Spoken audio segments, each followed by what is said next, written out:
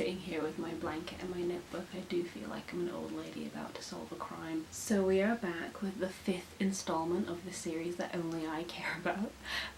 It is the 5th installment of the My Favourite First Watches series that I do. So every 2 months I talk about the top 10 favourite films that I've seen in the last 2 months. So we've come to the end of October, so I will be talking about my top 10 films that I watched in September and October, and also running you through some stats from that time because I love me some stats. And the way that I keep track of my stats is just to break it up into films that I watched that were new to me and then films that were rewatches, because the whole point of this project was to watch more new to me films and be more explorative in what I'm watching. So in September I had 11 first watches and 3 rewatches, and in October I had 21 first watches and 1 rewatch, which I think is my highest ever films in a month stat, which is quite exciting. And I think that's because in October we had the London Film Festival, so I was obviously watching quite a lot at the film festival and just was in a good filmy mood in October, so I was just like watching a lot of stuff. And before we get into the top 10, I'm just going to run through what my rewatches were in case you're curious. And it was Teen Beach Movie, Ella Enchanted, Freaky Friday, the one with Lindsay Lohan and Jamie Lee Curtis, the superior one, and Zodiac by David Fincher, which is obviously the outlier in the other ones, like thematically, but you know, people contain multitudes. So let's just get right into talking about the films. So number 10 on my list is Black Bear, which I wasn't sure how to feel about because I watched it with my partner and it was pretty obvious that they just didn't care for it. And so I wasn't sure if I was just being dumb and like seeing things that weren't there, or like it was really bad and I just couldn't see it. But I think the more that I like think about it, I did quite enjoy it. We follow Aubrey Plaza as she comes to this sort of cabin in the woods, like an Airbnb type situation, and the couple are renting out their cabin but they're also living there at the same time, so it's sort of like a live-in landlord situation, but it's just for like a brief period of time while she's like writing her new script. And Aubrey Plaza's character is like an ex-actress turned director, so she's trying to like use the isolation to bring her inspiration. And then the film sort of descends into a little bit of chaos as they're all, you know, trapped in this cabin, as it often goes when you're trapped in a small cabin in these types of films. But it ends up being a sort of rumination on the ethics of filmmaking and how far can you push actors, and you know, what happens when you're working with people that you love and the complications that arise from that. And structurally it's quite interesting because there's a very obvious sort of break where the first third happens and then something happens and you go to like a different or alternate timeline, and I'm still trying to wrap my head around that. And people have obviously interpreted that in different ways, and obviously I'm not going to kind of spoil what it is, but it was just a really interesting film that I'm not sure was entirely successful, but it's definitely one that I've been thinking about. And obviously I love films that are about filmmaking. I'm fascinated with the process of filmmaking, so I think it is one I might want to return to and like read a bit more up on in terms of other people's takes and just the general sort of intention behind the film. But it's definitely one I would recommend just because I'm eager to hear other people's opinions on it, so I will sort of be forcing it on people that I know that are creatives and filmmakers and see what they thought of it. And then at number 9 we have The Matrix, which I cannot believe I'm only watching The Matrix for the first time, you know, this year, but I had fun. I mean, what else can you say about The Matrix? I'm very late to this bandwagon, so I'm not gonna like waste any time or breath trying to convince you to watch it. We all know The Matrix is a classic. It just took me very long to get there, and it's very stupid, very fun. Keanu Reeves is in it. What more is there to say? And number 8 on the list we have Stalker, which is my first ever Andrei Tarkovsky film, and Andrei Tarkovsky is like a very beloved and celebrated sort of author of poetic cinema, and you know, if you meet someone at film school who likes Tarkovsky, you know, it's that kind of like someone comes up to you being like, oh, I love David Lynch, and you're like, okay, sure. I'm part of that whole like film bro culture or whatever around sort of like pretentious filmmakers. I think is a big part of the reason why I did steer clear of films like this. I didn't watch David Lynch for a very long time because I was just so put off by the people who liked David Lynch, and I think sort of similar to Tarkovsky, the people who did like Tarkovsky like to lecture you about how much they liked it and why you should be liking it too. Just very irritating.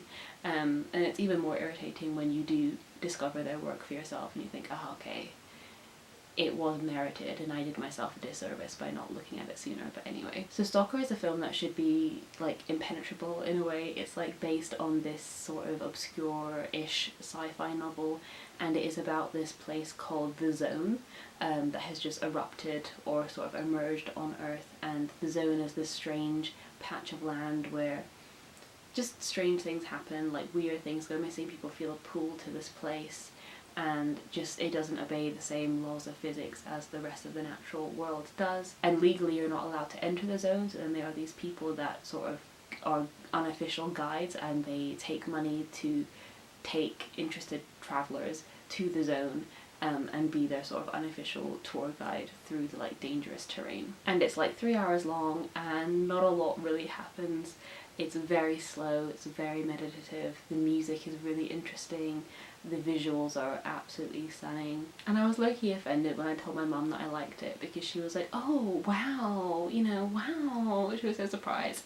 And she was like, if you liked that, there are so many films I can show you now. And I was like, mother, I'm so offended. Like, yes, I will watch Teen Beach Movie in the same month that I watched Stalker by Andrei Tarkovsky. Like, people contain multitudes, mother. I can like David Lynch and Bratz Rock Angels the movie at the same time. Anyway, so like I said, Stalker was my first Andrei Tarkovsky film, but it definitely won't be my last, because he has a very obviously unique and celebrated visual style. He's very beloved in my filmmaking community, the what is the word, I don't know, film history, cinematic history. He has a very, whatever, he's an auteur, and I'm excited to see more of his work. See, this is why I don't like talking about like really well-known and sort of pretentious filmy directors, because I always feel like I'm going to say something stupid, and like, whatever.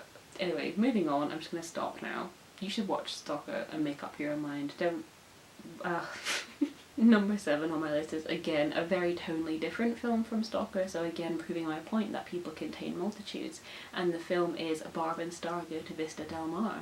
And honestly was really debating whether to put this on here, because I'm not sure how well this film would survive a rewatch, and that's always like what I like about my favourite films, that I can always come back to them and find comfort or find something new, or just I never get tired of watching them. I don't know whether this film would survive well on a rewatch, because so much of the enjoyment of it comes from just sheer shock that it exists. So we follow these two like very sheltered, very suburban women who have spent all their lives in this one tiny town working in like the local mall. I mean, you just see a picture of them and you like know that stereotype of that sort of suburban, homey, domestic woman who's warm and funny and just not adventurous at all. But when Barb and Star lose their jobs at the local mall, they think that hang on, maybe there's more to life, and now that they've broken their routine, they can perhaps break it further and be a little bit more adventurous. So they go on a holiday to Vista Del Mar in search of something interesting happening to them, something out of the ordinary. Honestly, I don't want to tell you any more than that.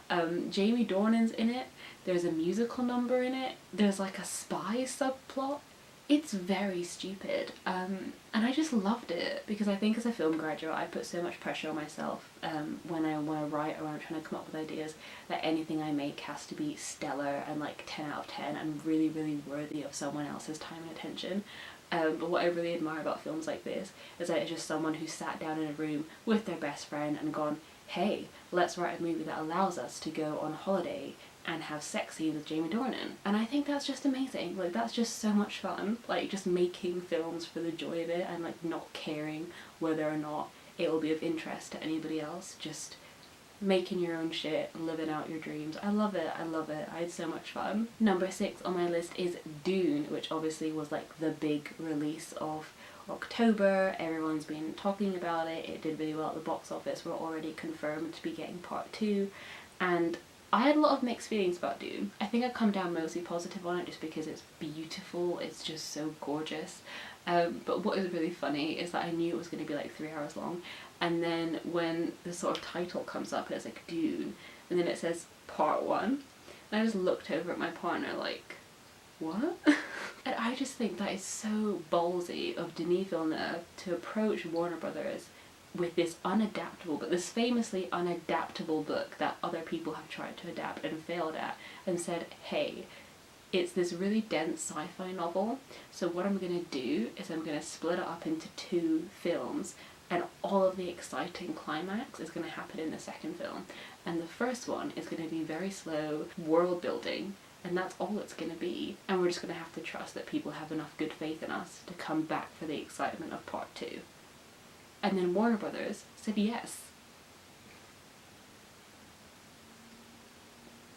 That's incredible to me. And it's so easy to be very cynical about our current cinematic landscape with all of the reboots and like remakes and just the general sort of dominance of franchises like Marvel or Disney, which are the same.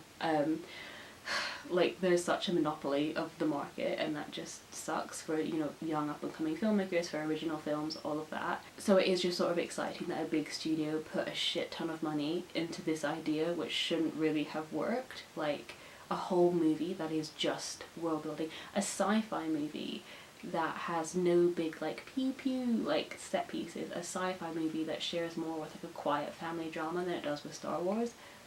That's just incredible to me, and it felt so refreshing. Having said that though, Dune is still a remake, so I mean, how refreshing is it? But still, it's exciting, it's exciting. And seeing people get excited by that is really cool. And even though I'm not 100% sold on it, because I feel like if a film is all set up, I need to know what the payoff is before I can like wholeheartedly be like, this is an amazing film. I am just excited by the excitement, and I'm ready for part 2, and I'm just enjoying being part of like the cultural impact, you know, in a small way. So definitely worth seeing on the big screen. It's beautifully done, and I am excited for part 2, but just be warned that Denis Villeneuve himself has said that all of the excitement will happen in part 2, so don't go into this one being like, yeah, you know. Number 5 on my list is another Denis Villeneuve film, which is Prisoners, which is very different from Dune in terms of scale and subject matter and basically everything. His career is very interesting to me in the sense of like the thematic progression, and I really actually want to sit down and try watching his films in some sort of chronological order just to see how he went from this very quiet, tense thriller to the epic scale of films like Blade Runner 2049 and Dune. Prisoners has a very basic subplot. We follow this man played by we follow this man played by Hugh Jackman, who loses his daughter. Not him.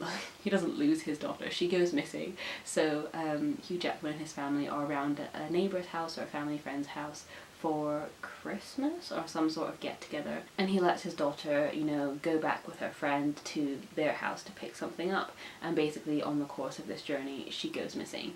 And then we follow Jake Gyllenhaal, who plays the police officer who is then investigating this disappearance. And inevitably tensions rise between the police and the dad. Obviously the dad doesn't think the police are doing enough, and the police think that the dad's getting too involved and trying to take matters into their own hands, and there's a lot of sort of tension building between them. And then obviously you've got the mystery of what actually happened to the girl playing out, and all of these threads that are very slowly unraveling, and it just all comes out at the end in like a very shocking finale that is very, very satisfying. And you go into it thinking, okay, it's another one of these, like we've all seen a missing little girl film before, like we've all seen that narrative, like the missing little kid, like we all know it, but the way that Denis Villeneuve directs and the way that the performances are, it just feels exciting, and it feels fresh, and it just feels like an elevated version of what you've seen before, and I really recommend it. And now we're at film number 4, which was Last Night in Soho, directed by Edgar Wright.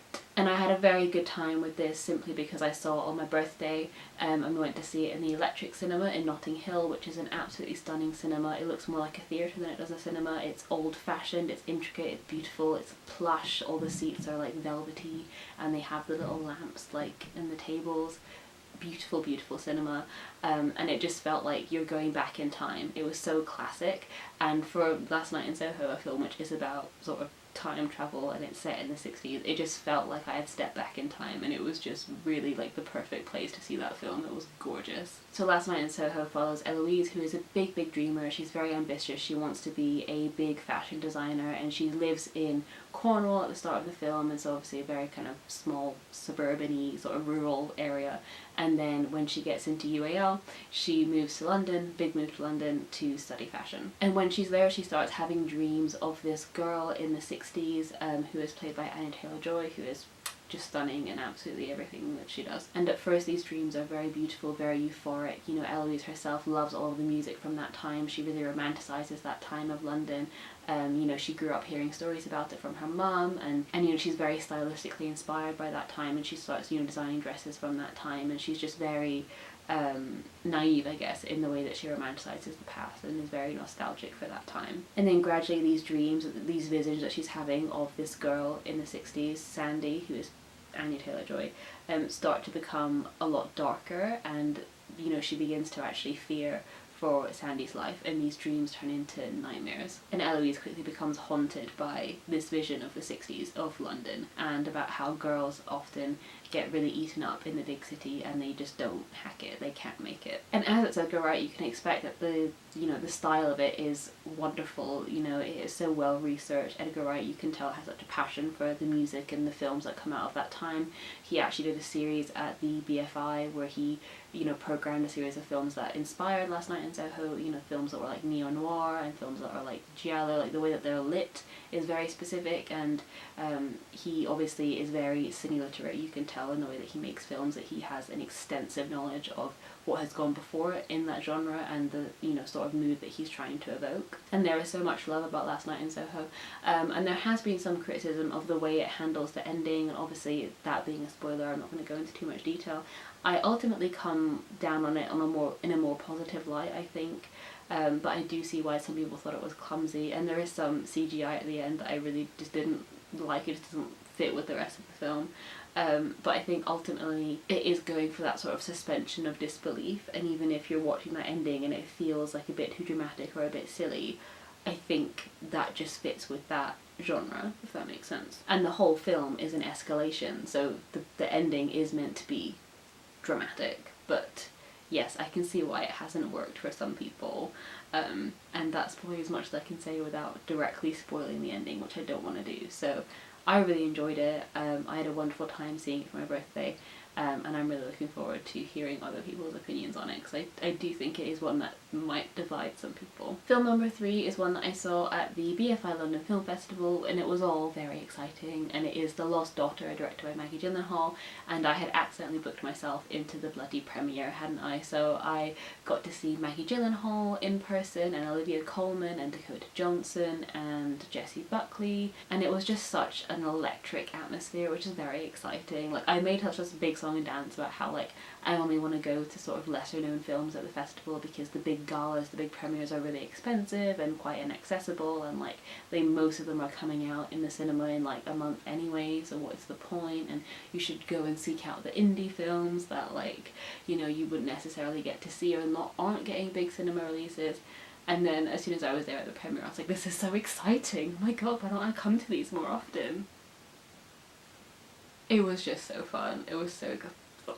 And the film itself was absolutely stunning. For a directorial debut from Maggie Gyllenhaal, it was just so good. It's based on a novel by Elena Ferrante, which I now desperately want to read, but we follow Olivia Colman's character, who I've forgotten her name, but she arrives in Greece to do some studying. She's an academic, I think she's an academic translator for poetry, and she arrives on this Greek island to, you know, work for a chunk of the summer, and during that time she sort of observes a young family on the beach, a young American family, and that's Dakota Johnson with a young daughter, and it is so much about women and motherhood and the taboos that surround that and the secrets that women keep and how they eventually come to light. And Olivia Colman is just impeccable. I know that, you know, people are used to her really iconic speeches or interviews where she's like so funny and warm, but this role that she's playing, it isn't that she's a cold woman, it's just that it's just a very different tone to what I've seen her do before, and it was just so compelling.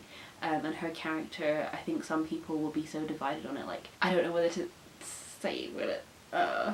She basically does something which is seen as a huge taboo for people, for mothers. I'm really hesitant to give things away because it is such a hypnotic and like alluring film, and watching it for the first time without any expectations was just so enveloping because I had no idea where it was going, like absolutely none, and it is such a dream the way that it's told, and the way that things unfold in sort of flashbacks and flash forwards, like prophetic at some points.